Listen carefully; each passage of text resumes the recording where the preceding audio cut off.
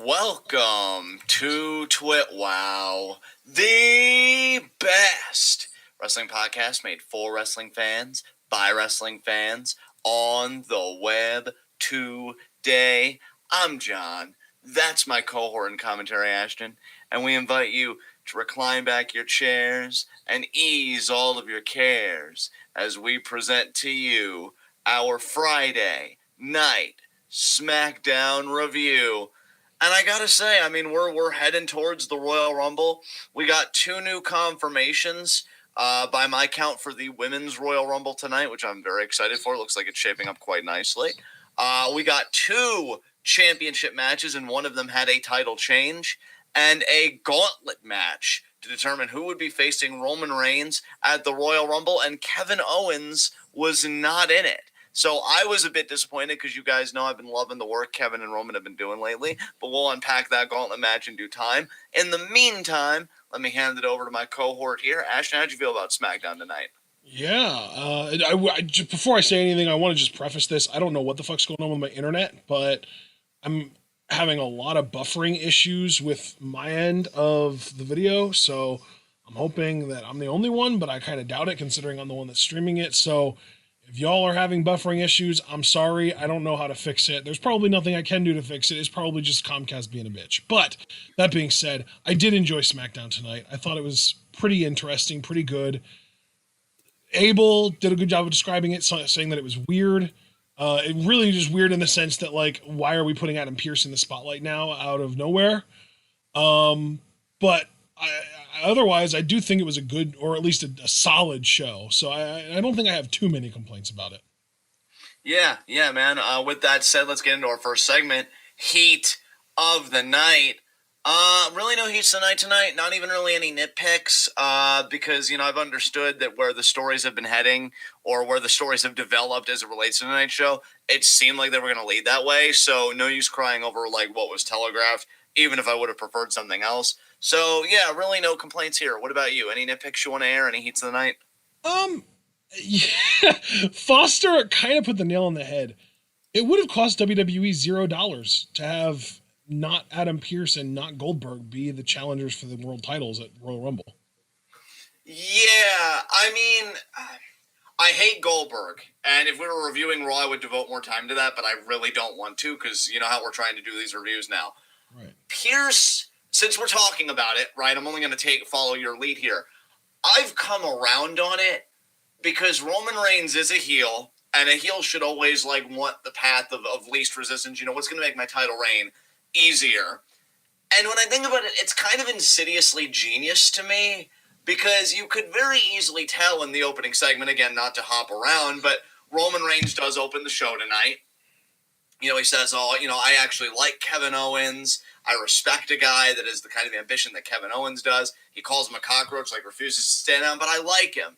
And hey, as the head of the locker room, I want everybody to be able to feed their families and support their families, including Kevin Owens. And he goes on and on.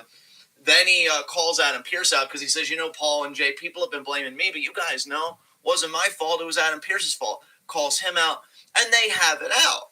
He's like, I want you to accept responsibility for what you did. You put Kevin Owens in harm's way. I had to do what I had to do. And more or less, it really escalated.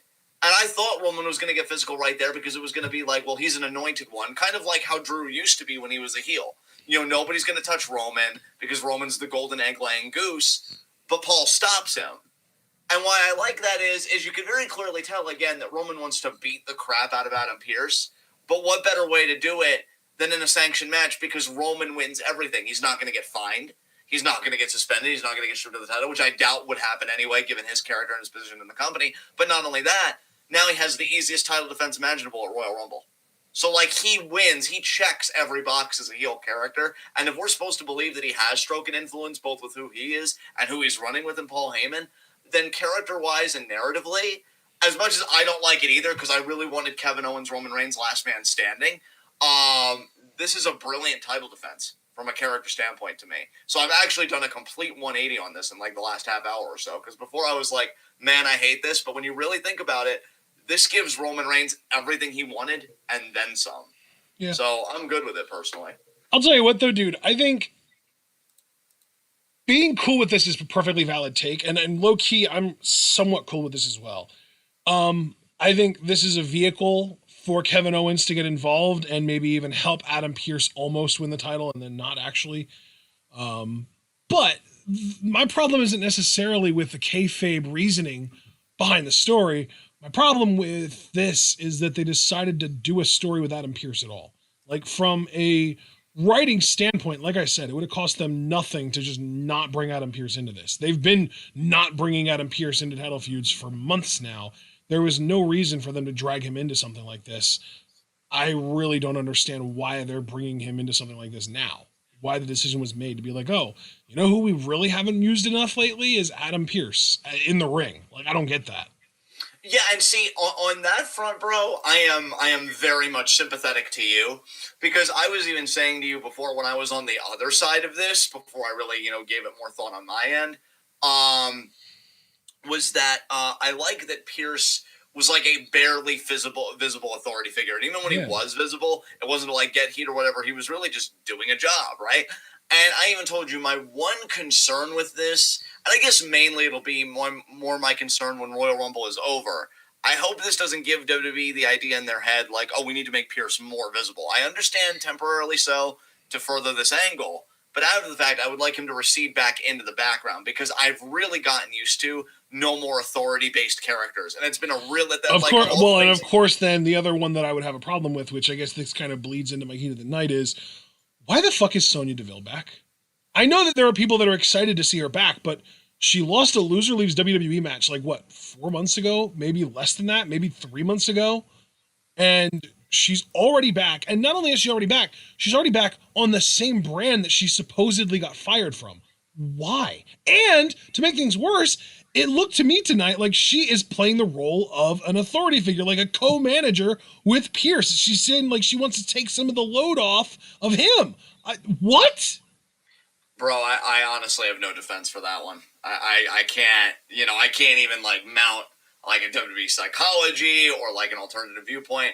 And I'm not even saying that like in a bad way. I'm kind of ambivalent on it, to be honest. But since this is like your objection, I'm just being honest that like I have no retort that's substantive to your objection. Like, I don't even know how they'd explain that away. So, Javaris is saying basically the way she can be back is to be Pierce's assistant. So I guess they qualified it of like, you can't be in the ring better. But here's the thing though, Javaris, and like, I'm not even saying you're wrong, but like, she's going to get back in the ring eventually. Like, that's the long form story to me. Like, so how are they going to work that in then? Like, if you're going to tell a story, make it make sense. Because they did say the WWE, and if they would have just said Raw or whatever, if this was a Raw feud, then this would have made perfect sense. But you say WWE for one, so even if she would have showed up on Raw, it still wouldn't have made any sense. And then to put her in a position of power, granted localized to SmackDown, that's still very concerning, because, again, if you're trying to craft her as like a top heel, like how long before she tries putting herself in a title match or something? Like, I don't know. I could just see this story going awry very quickly. And like, it seems like she hasn't had any character development whatsoever, because she's still like very clearly a heel, because she's blaming Mandy for all of her problems. And like, to top that off, it also kind of seems like we're forgetting that she was the one that added the loser leaves WWE match in the first place. Exactly, yeah. So like, this is like the new, this is SmackDown's Alexa Bliss with Bray Wyatt to me. This is the new worst thing going on at least SmackDown, if not all of WWE for me. Yeah. It just really comes down to, 4 words for me: make it make sense. And I'm going to keep saying that, storylines that like you want to run with, and I can respect that you want to run with it, but I can't tolerate narrative gaps. Now, again, I gave my explanation, my view on Pierce Reigns. You were sympathetic to it. I'm certainly sympathetic to your objections, but here there's way too big of an explanatory gap here that WWE didn't even bother to fill. They didn't even tease.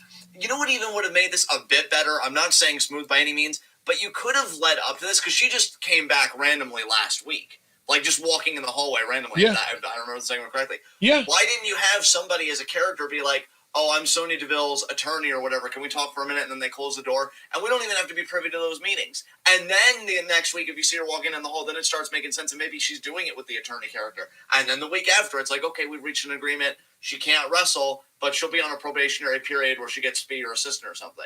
Because even then, I could see us having some similar contentions, but at least you'd have a narrative mechanism in place to say, well, oh, she's here because of this. Right. But there's none of that here. So what do you do with that? You know, and that's kind of that's why I'm really, again, wholly sympathetic to your complaint here, because what are you supposed to do with that when they've given you nothing to work with? You know, so yeah. All right. I'm trying to think of if I had any. Do you have any heats of the night or nitpicks? Because I feel like I said no. I said I was good and I handed it to you. So do you have anything else you want to talk about? I'm trying to think. Like, Adam Pearce is the big one. Sonya Deville is the other one. I don't think I have any other ones. No, I'm going to just say no. And if I think of something else, then oh well. All right. Well, then let us get into our Friday night Smackdown review. I already pretty much talked about the opening Roman Reigns segment and everything he said, so I don't want to recap that. And yeah, we know Gauntlet match is happening tonight. Moving on from that, we get Big E versus Apollo Crews for the Intercontinental Championship. Do you know what this match made me think, dude? Because I actually really liked Apollo in this, and okay, so they have a little bit of a match to start. Good stuff, great energy. They're both great athletes. They do a finish where it's like all shoulders are down, because I think it was Apollo got the superplex. Apollo superplexed Big E off the middle. Yeah, and then the leg hook, and then all shoulders down. Yep. So then when it's like, oh, it's a draw, you know, Tiger's the champion. So we thought it was going to end there, and then I thought maybe Apollo would turn heel and we'd get another title match maybe like next week or even at Rumble. No, he slaps Big E in the face. He says, don't take that win, and more or less like challenges him right there. And Big E, you know, he responds with belly to bellies. He doesn't even gyrate before the splash, you know, so he's all business. And they have a great back and forth. Apollo even still has a couple more near falls. You know, he gets his gorilla press slam and his moonsault. Yep. And I love the ending sequence because Big E gets his Uranage in the corner, which Apollo sold fantastically. And then Big E finally gets the big ending. They did kind of a 3 times the charm kind of thing with the finish. But watching this, I couldn't help but think, man, I really do kind of wish that Apollo would have ended up with the Hurt Business. Because he really is solid in the ring, man. I think you get him with a guy that can keep up with him and do stuff with him. He puts on fun matches. He just needs that mouthpiece, dude. Like, I really think that if MVP was running with him, hell, if they really wanted to, like, push the Hurt Business hard, which I think WWE does like the act, because I think they have been kept pretty strong. After Bobby, I almost could have bought Apollo as a title contender if you have a guy like MVP as his mouthpiece. He has a great look, and again, he was really solid in this match with Big E. I had fun with this match. It just kind of made me think, you know, this is Apollo's spot. He's that really good in-ring competitor. He's, again, I go back to that phrase, you know, that Cody used on fucking Shawn Spears. He's a good hand. It's like, hey, go have a great match with our mid-card champion. You won't win, but it'll be good and it'll look good on you. But no character development. No, like, motivational development of, like, oh, man, why do I keep coming up short? Maybe I should turn heel. Apollo Crews is just Apollo Crews. And that's kind of But sad. I feel like we did get character development in, like, the in-between of the matches. Like, the whole talking shit and then slapping Big E thing. I feel like that was almost like Apollo, not necessarily turning heel, but just showing that he has a bit of an edge to him that we may not have known was there before. Yeah. I mean, I can concede that to you. I guess my gripe is more like, is that going to stick, or is that more like a Simpsons character development kind of thing, where the ring is kind of a rubber band universe? Gotcha. You know what I mean? Gotcha. Like, is the ring a place where character development happens, but as soon as the match is over, it snaps back and everybody goes back to the characters they already were? Yep. Same page. That I think, yeah, that could, I think, be a legitimate concern for WWE character development, you know, in 2021 if that's how they're going to do stuff. But, yeah, I mean, solid matchup. I enjoyed it. Big E retains. I'm curious who his first really big feud is going to be. I'm guessing him and Sammy aren't done. But then again, I don't necessarily expect Sammy to get the title back either. So I still raise the question, who is it going to be? It could very well be Damian Priest. You know, we've been hearing rumors that he's going to be called up. You know what, though? We've been hearing that he's going to get called up as Kevin Owens' friend. And we've also been hearing within that same rumor the reason why he wasn't. That almost tells me that maybe it won't happen the way that we think it will. Maybe it won't even be on SmackDown. Maybe he'll get called up to Raw instead, see if they can figure out something for him to do there. Absolutely. So after this, we get Sonya Deville and Adam Pearce. You kind of touched on this in your heat of the night, so I've really got nothing to add. After that, we get Bianca Belair being interviewed, quickly cut off by Bayley. We do find out, though, that Bianca is going to be in the Women's Royal Rumble. And Bayley also declares herself that she's going to be in it. So that's Bayley, Bianca, Charlotte, and Nia Jax that are confirmed so far. So we got 50-50 right now. Is how I feel about that match. But, Bayley asks Bianca, how many people did you eliminate in the last Women's Rumble? She said 8. And Bayley's like, oh, you didn't eliminate me. And Bianca's like, well, you weren't in the match. And Bayley's like, oh, that's because I was building on my legacy, as, champion and doing what I do. But if I wasn't, I would have eliminated you. And, you this year in the Rumble, you're going to take your opportunity and you're going to squander it. And Bianca says, if I would have challenged, if I would have won and I would have been able to challenge for a champion, I would have loved to have challenged you, but you're not champion. So I guess you took your title reign and you squandered it. So they just kind of went back and forth there. I'm thinking if they don't get another match before this, I'm guessing Bianca may very well eliminate Bayley from the Rumble. Again, if they don't get another match before this. I could imagine that happening for sure, yeah. I mean, yeah, that's... there was also kind of something in my mind that was like, what if Bayley gets eliminated and then, eliminates Bianca and it leads to a match between the two kind of thing? Like maybe even Bianca eliminates Bayley, but then without, knowing that she's already been eliminated, Bayley just says fuck it and eliminates Bianca from outside. Yeah, exactly. I think you and I are on the same wavelength there, Ashton. Yeah. So yeah, that was that. Carmella had a promo. I'm going to be honest with you, bro. I missed the first minute or so of this, but the theme of it, I think, pretty much was Carmella telling Sasha, watch your back and I'm coming for you. And she did put her over a little bit, talking about how admirable it was that she won that award, the #1 wrestler by Sports Illustrated or whatever. Right. But that's, I just this version of Carmella just does nothing for me. I'm okay with it. I think my problem is you had your match that was really good. I don't need to see any more of this. I feel like Sasha can never just have it. You know what I mean? She can never just have it all. Because, even now that she's the champion and she's held on to it longer than I think any of her title reigns, I don't want us to have to, recycle feuds. You had the match with Carmella, move on to the next one. I mean, seriously. I don't want this to be Sasha's reign where it's one opponent for several months, and then we move at a snail's pace. And that's what it seems like it's happening here. We don't want another instance of Becky Lacey from a couple years ago. Exactly.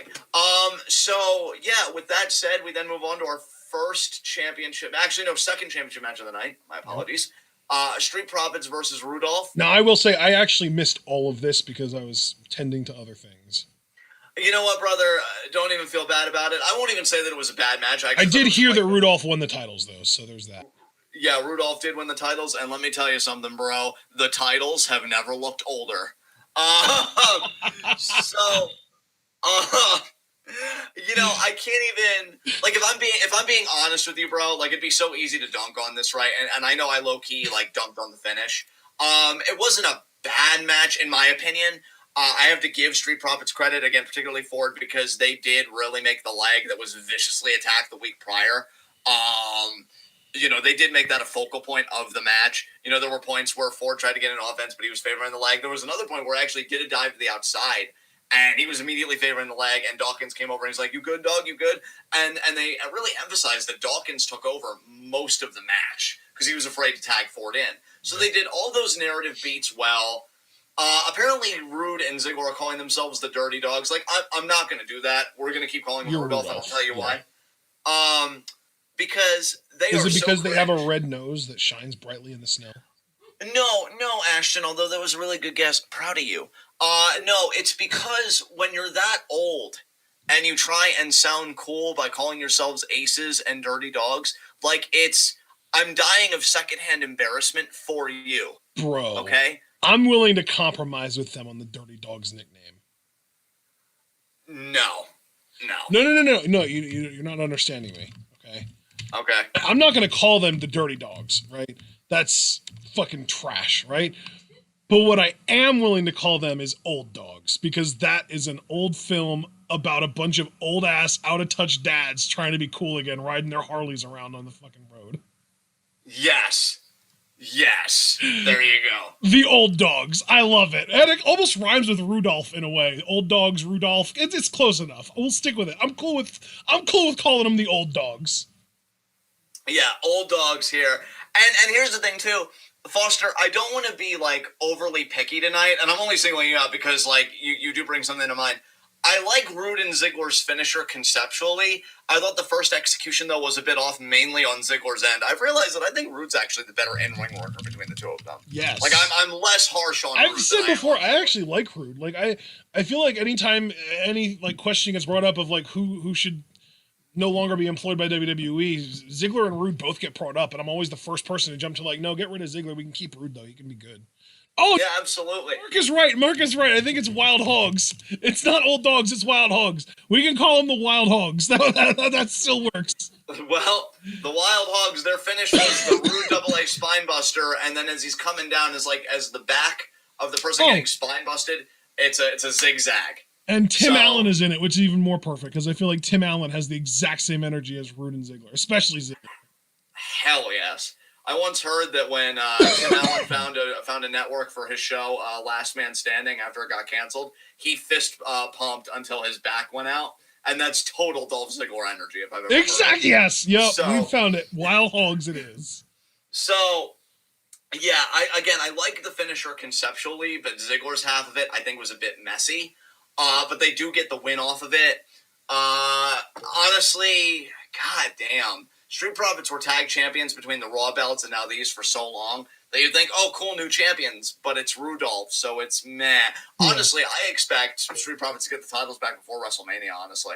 I don't even... Honestly, dude, I'm not the biggest main roster Street Profits fan. You know, I like them. I wasn't even the biggest fan of them in NXT until like the tail end of their run, and then I started to really like them, and then they got called up and it stopped. But I have never really been the biggest fan. I think that they're both good talents. I just don't like the energy of the team. But like, I'm not, I think I've officially just kind of reached the point that I could not give less of a shit about the Smackdown tag titles. And really tag team wrestling on the main roster in general at this point, I've given up on it. Oh yeah. I'm over. I mean, dude, to give a parallel, just, you know, for me and what I enjoy and what I don't respond to, I'm with you where I'm completely apathetic about the SmackDown tag titles. When Natsupoi pinned Konami today to get her and Himeka in line for the Goddesses belts, I got more excited about that prospect than this whole feud put together. I really didn't care. So I guess it just shows you the wrestling that I'm responding to lately, and main roster tag team wrestling just is not doing it for me. So, new champions. We move on. We get Adam Pearce and Paul Heyman backstage. Again, we already kind of touched on this whole angle throughout the night in our first segment. Paul Heyman more or less says, hey, you're in the gauntlet match, so you're welcome. After that, we get Billy Kay chatting with Liv and Ruby, backstage. You said Billy Kay, right? That's right, Billy Kay, yes. Yeah, I missed this. And she's like, oh, officially, Riot Squad back together? And, just doing her old Billy Kay thing. And Ruby's just like, oh, God, Billy, no. It's like... I love her. I love everyone involved in this particular angle right now. Dude, honestly, I'm going to tell you how much I love Ruby and Liv is that I'm usually picky as shit with acts that I like. I just want them to be tag team champions. I don't even fucking care. If Billy Kay is the reason they become tag team champions, fucking do it. Like, I am so ready for those two to win the tag titles that I feel like next to Bayley and Sasha, those tag titles were made for a team like them. And if Billy is going to be a manager / competitor on occasion, again, she's different from a Paul Heyman or a Zelina Vega or any of those types because she's actually a comedic manager that might also be effective. That's a different flavor. Main roster Robert Stone. Exactly. There you go. Okay. Yeah, I actually momentarily forgot about Robert Stone because Malcolm Bivens kind of walks that line a little bit. But yeah, Malcolm keeps the comedy on Twitter. Hey, there you go. So I'm cool with it, man. I'm cool with it. But yeah, after that, and I'm going to let you do the majority of the time for this because I know Nakamura's been your boy for a long time, and you even said to me it feels good to root for him again. Yeah. This fucking gauntlet match, the Shinsuke Nakamura show, and friends. How'd you feel about this, man? You know what? There were a couple of moments that I was a little bit worried about how this was going to go down. By the end of it, I was just like, I really just want Nakamura to win it and be Roman's opponent and like be a face now. Like I really they kind of emotionally manipulated me in that way. So in that sense, I definitely got worked here. But yeah, man, I enjoyed the. I don't think that this gauntlet was necessarily like a Seth Rollins beating Roman Reigns and John Cena back to back type level of a star making performance, but this is like this match is kind of recapturing that like Kofi Mania magic in the sense that like it's proving that if the WWE wants to make someone, they can do it in a night. Yeah. Yeah, I mean, you said it perfectly. That's exactly the thought I had watching Nakamura perform tonight. It is so easy to get you to care about somebody when you put in the effort. Yeah. And when they're good enough to live up to it. And that like absolutely. Yeah, like Kofi and Rollins and Nakamura all are those like really talented in-ring performers, and you give them an opportunity like this and they're going to knock it out of the park, and when they do they're going to get over, and it's that simple. So the fact that they don't do things like this and then capitalize on it afterwards shows you that they aren't unable to make stars, they're unwilling to make stars. Exactly. I really couldn't have said it any better. I mean, you get the opening here with Rey Mysterio and Sami Zayn. Sami Zayn now has his own documentary crew.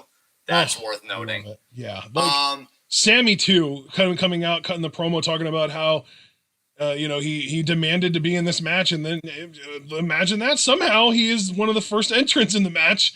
Isn't that, there's too many coincidences going on here that just happen to fall against me. Yeah, I fucking love Sami Zayn too. He's so good.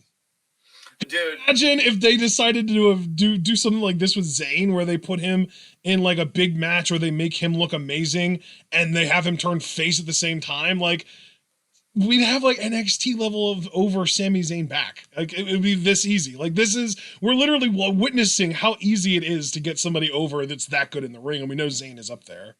Dude, if WWE didn't if they weren't petrified at the prospect of Twitter Sami Zayn being a part of the character on the mic, he'd be one of the greatest baby faces in my lifetime that I've ever fucking rooted for. Because I'm just thinking, like, Sammy, I don't care how many L's they make you eat, you are an anti-imperialist fucking king, baby. We stand your fucking ass in this household. Yep. I love it. You'll love to say it. He's very quickly eliminated. Ray capitalizes on him, yelling at clouds more or less. 619, frog splash. Ray gets the win. Literally beat him in like 30 seconds. Yeah, exactly.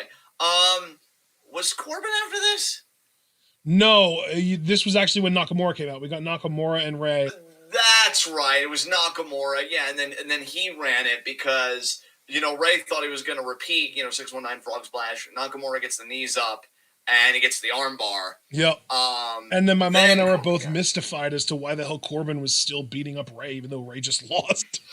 Dude, like I said in the Discord, man, Caillou was really pissed about losing that PBS platform. Oh my god, yeah, getting canceled. Oh my god, I can't believe you would make that connection. Jesus Christ. I mean, dude, isn't it too poetic, though, that the same week that Caillou gets canceled, Corbin decides to be excessive in the beatdown, entering a gauntlet for a world title opportunity? Like, you're telling on yourself, Baron. You're telling on yourself. So, it's still funny to me that you're still calling him Baron, even though they still refer to him as King on the show. Yeah, they're wrong. So you aren't though. Yeah, I try. Nakamura intercepts Baron at one point. Kinshasa, he gets the win. After of course, eliminating Ray beforehand. Then we get Bryan, and at the same time, good on you, WWE, for showing that you can make anybody you want at any time. But one, fuck you for not doing that more often. And two, fuck you for teasing us with Bryan Nakamura and only giving it to us as like an appetizer of like, in kayfabe, Nakamura isn't even 100%, and this is a part of a much larger match. But here, Nakamura versus Bryan, fuck you. You almost had it. Yeah, exactly. They are the pettiest fucking company, I swear to God. I think, in this case, you don't have to pick out specific traits that make them awful. You can just say they're the worst fucking company. There you go. So Bryan and Nakamura also have a bit of a back and forth, very competitive. Bryan even gets tries to get a yes lock at one point. And then, because he's feeling the momentum, even though he already declared himself to be in the Rumble match. So what's that? He tries to go for his triple drop kicks in the corner. Nakamura intercepts one of the Kinshasa. He eliminates Bryan. Bryan, though, giving him the seal, as a babyface again, potentially, helping him on, shaking his hand, saying, you got this. Then Roman's music hits, and him, Jey Uso, Paul Heyman, they all come out with Adam Pearce, who's like in a fucking tracksuit. I don't know if I want to do this, guys. You're doing it, Adam. And I will say, regardless of how we feel about any of this, God, dude, Roman Reigns really is like, people that say, oh, big A energy, they don't need to say it because the real ones, they just emanate it. Exactly. Yeah, and like, that's what Roman's got going on because he's smiling at Adam Pearce. He's got his arm over his shoulder like, hey, listen. I just want to tell you, I know you're terrified right now, but I just want to remind you, I do whatever the fuck I want to do. Yep. Right? Yep. And they lay Nakamura out. They beat his ass, super kick, Superman punch, Uso splash. They just do the whole goddamn thing. And then Pierce comes in, and he still seems a bit indignant, like, oh, geez, fellas, I'm an authority figure, and this just feels wrong, and no. And, well, you can't complain if you're unconscious, so Jey Uso fucking super kicks the shit out of him. Yep. He collapses. Roman's like, you, ring the bell. What? Ring the bell. And then he rings the bell, and then he looks at Jey Uso, and he's like, drape his arm over, cover him, or get him to cover him. And then, Jey does, puts Adam Pearce's arm over Nakamura. 1, 2, 3, and even the ref was like, "Wait, you really want to do this, man? This doesn't seem right, man. What do you want? Why you have me do this? Come on, man. You don't want to do this." I don't know. Maybe I should hate everything that's happening more than I do. But Roman is perfectly capturing that energy of being the champion, and he might as well be the general manager at the same time without explicitly being the general manager. Yeah, I think this segment is a really good example, though, of when a performance is good enough, it can cover up for nonsensical writing. Yeah. Because the idea that they would want to put Pierce in a world title match to me is nonsensical. But if they wouldn't have done it, we wouldn't have gotten this performance from Roman, and I don't know if the trade-off would be worth it or not. Now, here's the thing, man, because we kind of touched on this a little bit in Heat of the Night, and we're making really good time tonight, so I don't want to, belabor this discussion, but I do want to have a little bit of one. Sure. I almost have to wonder, because, again, we already talked about the gauntlet match, Adam Pearce wins. Adam Pearce still being an authority figure in a way, I don't know how much power he has, and I don't know how Paul was able to circumvent his power with his power. Again, these are things that you don't want to think too much about because it's like, bruh, it's just wrestling. But at the same time, it's like, well, we get on here to do this, so yes, but no.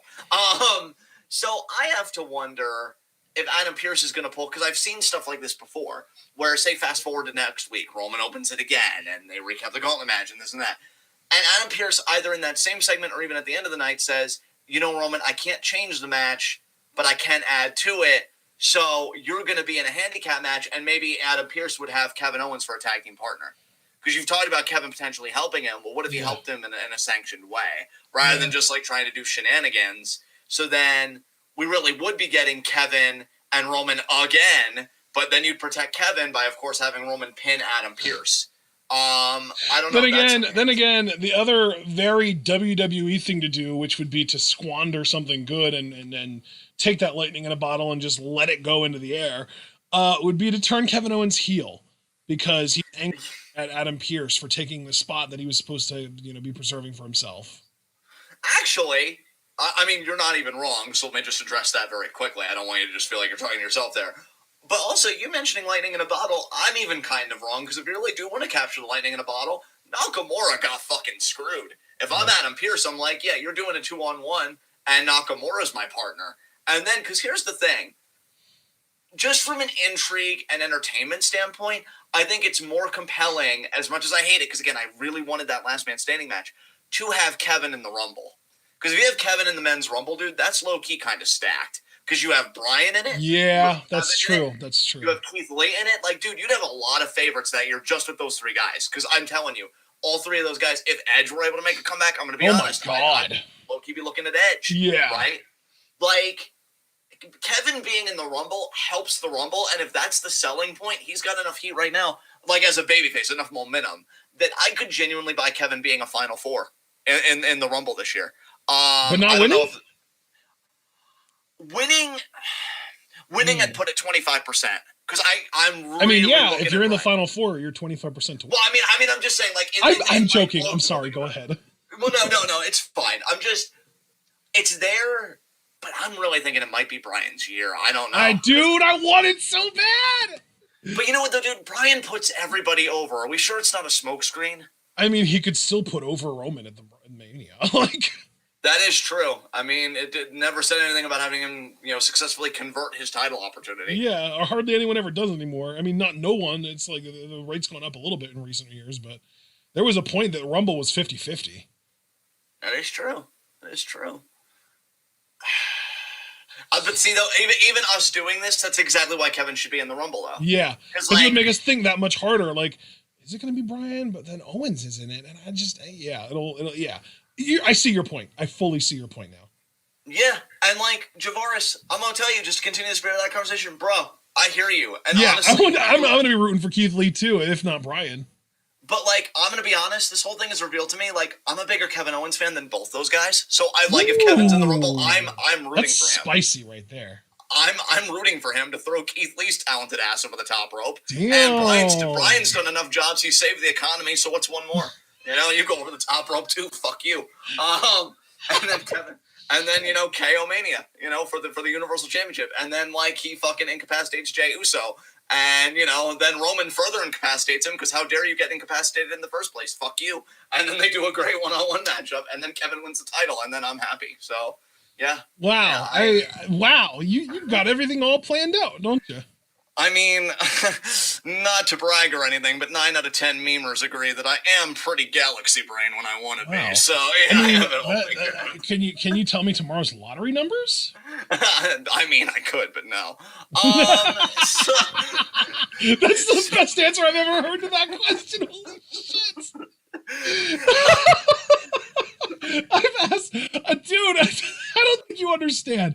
When I say I come from the scouting community, I'm talking about like trying to prognosticate and guess how good college football players are going to be in the NFL. And if somebody's ever just talking like they're way too certain that someone's going to be good or bad, the most common thing you'll see is, oh, wow, I see you're from the future. Can you tell me tomorrow's lottery numbers? So I kind of got that from there. I've never seen anyone respond to it that quickly and that sharp. Holy shit. That's why I'm here, bud. But, just to impress the fuck out of me with your wit? Well, your face is beautiful. What do you expect me to do? Just, like, not do anything? But, yeah, man, no, I really am glad that you indulged me since we were making such good time on the episode anyway to, like, have this discussion, because, like, I really am low-key hyped for Men's Rumble now. Yeah. Like, I really feel... And, well, I can't even say on the SmackDown side, because 2 are SmackDown and Keith Lee is Raw, but then you have to figure, well, then... Even if a Raw guy wins the Rumble, say Javaris gets what he wants, and Keith Lee wins. By the way, I love the talk that Mustafa Ali should be pushed, because he absolutely should. Yeah. I doubt it, though, because Retribution, we know what it is. You all know I love Keith Lee, and I love Daniel Bryan, and I would love for either one of them to win the Royal Rumble, but if I had the actual power to choose a Royal Rumble winner this year, I think I might have to go with Ali. Yeah, oh, God, dude, I would... Here's the thing. I respect the fuck out of Ali, but if you ask me how big of a fan are you of his, I'd say pretty big. But again, I'm bigger of these guys and list these guys. But there's something about Ali when I feel like he's getting what he deserves, like when I thought he was going to win Money in the Bank. Yeah. There's like this energy of like, yes, dude, get what you've earned. And it would be the same way with Rumble. It would absolutely. And where I was going with that is, even if a Raw guy would win, and more so, even if a Raw guy that I didn't want to win would win, it would still give me intrigue, though, for fucking Elimination Chamber or whatever pay-per-view for the SmackDown side. SmackDown's got some loaded contenders depending on how they handle them. So I'm ready. I'm ready for Rumble. I mean, the thing is, too, like, tonight, they might have just set up a story between Roman and Nakamura. We don't know. Yes, dude. Yeah, I really, really am digging Roman's title reign. I know Cliff like popped in the chat for like a millisecond to be like, Roman's having one of my favorite title reigns of all time. And booking like this, again, a champion's only as good as their contenders. And WWE is actively making these compelling contenders. So like, Roman, it's good shit right now, man. I gotta say, the main event scene on SmackDown still a very strong place to be. Still a very, very strong locus of content.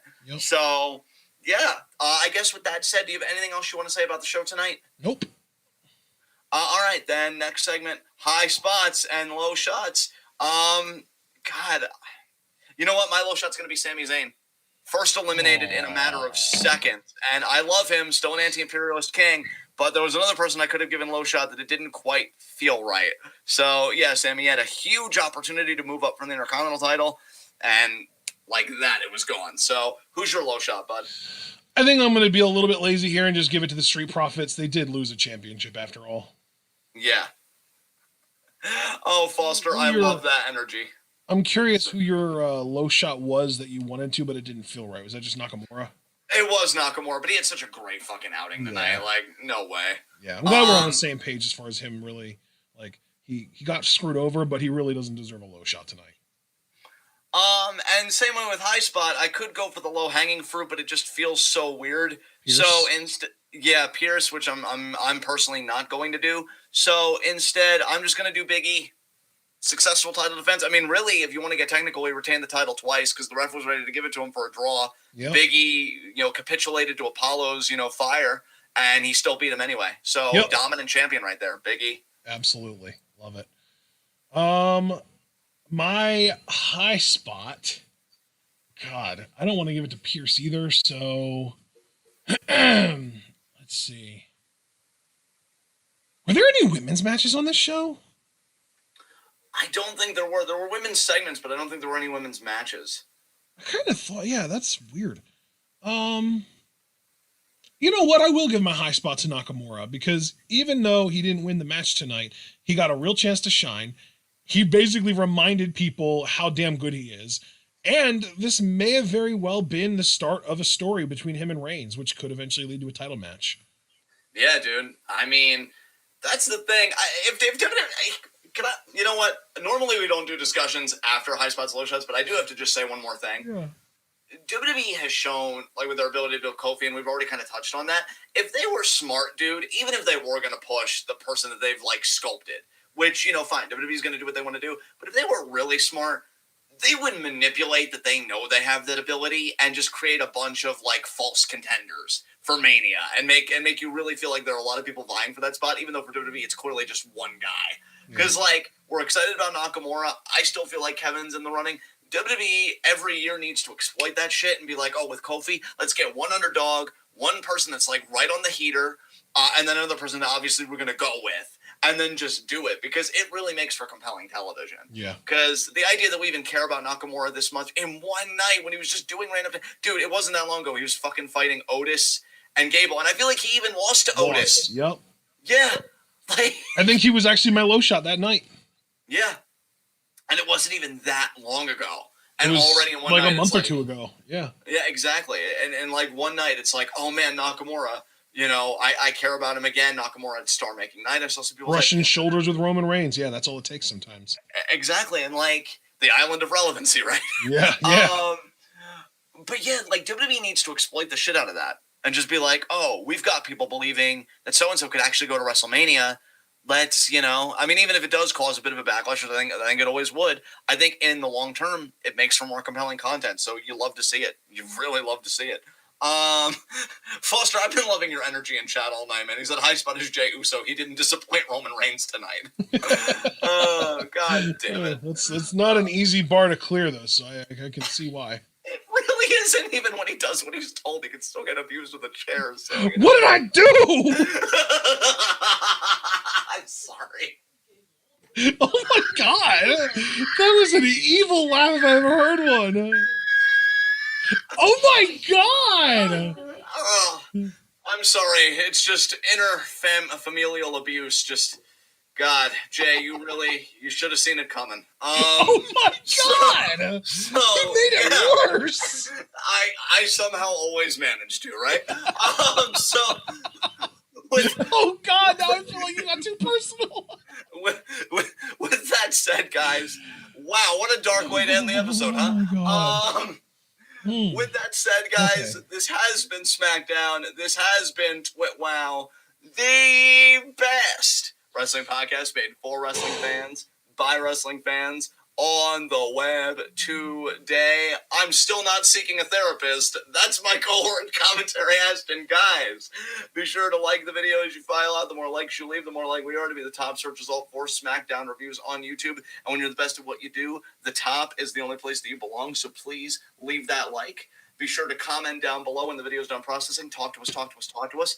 How do you feel about the Adam Pearce Roman Reigns storyline? Are you excited about the further implications for Roman Reigns' character? Who do you think is on the fast track to that big match with Roman at Mania? Is it Bryan? Is Kevin Owens going to find a way to just get one more opportunity after getting screwed in the past 2 title matches? Is it going to be Nakamura? Who do you got going on right now? Let us know. SmackDown, I think, I do think it's the best of the 3 shows between Raw, NXT, Right and this. now, I agree. Unfortunately, I want NXT to be better so bad, but it just isn't right now. Yeah, I am right there with you, bro. I'm right there with you all the way. So yeah, guys, let us know what you think about the SmackDown landscape, particularly the main event. Subscribe down below and click the bell icon for notifications so you never again miss any of that TWitWoW goodness. Check out everything we're involved in the description box. Going to plug our Twitters first. On Ashton's pinned tweet at his Twitter handle, it's the TWitWoW schedule for the month of January. He's got all the commentaries we're set to do laid out. So yeah, if you want to know what's coming up, just take a gander at it and you'll know everything that we're doing for the month. My pinned tweet, on the other hand, is dedicated to collecting Q&A questions. Q&A is coming up, I'm going to say without looking at the calendar, January 28th, and I am correct. Oh, my face. So here's how it goes, guys. Non-Patreon donors only get 3 questions per Q&A. However, if you're like, but I'm me, and I deserve more questions, well, that may be, and we've got an easy solution for you. You can check out the TWitWoW Patreon, and for $1, I mean, Sarah McLachlan would be plugging this fucking shit. You can get 2 additional Q&A questions. So you go from 3 to 5, because 3 ain't enough, and you need 5. So donate $1, and you'll be able to get 5 questions for the January Q&A. And, if you want to get even more in on the TWitWoW goodness, if you go 2 additional dollars for $3, you get Discord access, where we talk wrestling, movies and TV. We have Among Us nights, and it's going to be every Monday this month because there is no Raw. Unfortunately, I missed the last Among Us night. I had stuff I was dealing with, but I'm fully prepared to be with the Among Us night this coming Monday. It's going to be fucking great, and I'm going to kill everyone, and no one's going to even know that it's me. So if you want to get in on that, $3 to our Discord. For now, you'll forget about this. So yeah, donate $3. You know what? I'm taking a note in my phone. John is. Wow, the idea that actually, I can't even blame you for using that technology, but I'm watching you. So yeah, just $3, and make sure you have a copy of Among Us, and yeah, you can join us. And yeah, just don't vote for me, because I mean, I was just playing, you know me. So yeah, it's a lot of fun, guys. You want to join us for that? Your face is sus. Yeah. Okay. Sus.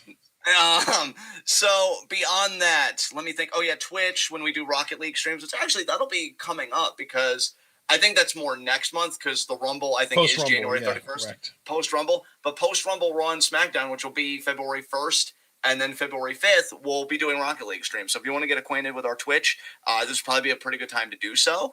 And I think I plugged everything, so I'm feeling good. I guess most immediately, guys, tomorrow you're going to want to join us at 7, because we're covering the Stardom January 4th show. I do want to say, because we've been kind of making a point of this for people that join us for our Stardom streams, which if you haven't, you really should. It's the best women's wrestling going, and I'd say it's the best wrestling period going right now. Yeah. Yeah, exactly. Match number 4 seems to be having an error for both Ashton and I. I don't know if Stardom's going to resolve it. People that do watch our Stardom reactions, if you could at Stardom kind of support or whatever and be like, hey, you've got this issue, with this event. Can you, fix this? Because we, of course, would love to be able to cover the full show. We don't know what we're going to do when it comes crunch time. I'm just assuming we'll have to skip it, just being most direct about it. But we'll have to see. It's a really good match, too. It's Utami and Azumi versus, I think, Himeka and Micah. Yeah, I really, especially because it's champion and number one contender sharing the ring. Yeah. It'd be really great to call that. But if it's out of our hands, it's out of our hands. So, obviously this isn't our fault. And I'm not trying to be, a certain way with Stardom either. But, this is something that only they can fix. So hopefully that gets worked out. But regardless of whether it does or it doesn't, we will be going live at 7 p.m. tomorrow with that. So you'll want to join us for that if you join us for our Stardom content. And then Sunday we're off because it's our day of rest because we're workhorses. Unlike, well, you know what, I'm not even going to go there. But yes, we are the workhorses and even we need our day of rest. So yeah, we'll be back with you guys probably Tuesday again for another Stardom show. So we'll see how that goes. And I just looked, and match number 4 is actually working now, Ashton, so we're good.